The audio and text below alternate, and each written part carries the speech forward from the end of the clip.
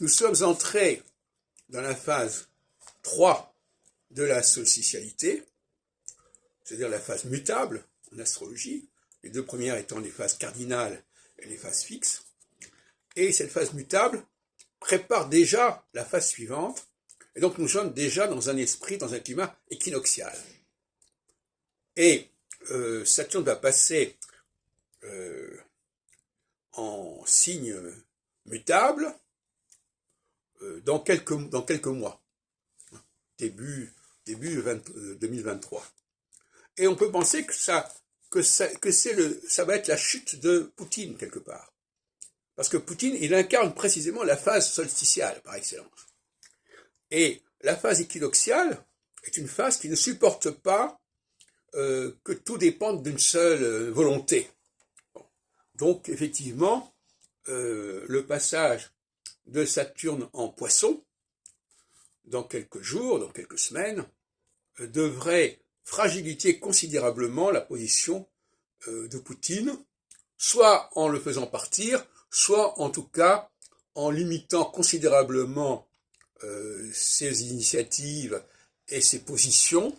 Hein, c'est aussi une solution. En tout cas, ça va l'amener à la table de négociation d'une manière ou d'une autre. Et ça, c'est la preuve que nous sommes déjà dans une phase pré-équinoxiale. De la même façon qu'en fin de phase équinoxiale, on est déjà dans une phase pré-solsticiale, etc., etc. Et par exemple, ce qui s'est passé en 2017 avec Macron, nous étions en fin de phase pré-équinoxiale, pré-solsticiale.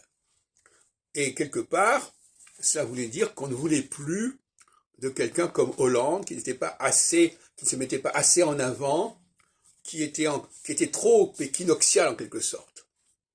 Et il y avait donc une révolte pour cela, qui s'est manifestée à travers Emmanuel Macron, qui dès son arrivée a tenu un discours solsticial, puisqu'on était à la fin du cycle de 7 ans de la phase équinoxiale qui ne marchait plus. Donc on est exactement en 2022 à l'opposé, 7 ans après, de la phase équinoxiale de 2016-2017. Et donc on devrait avoir des effets exactement opposés.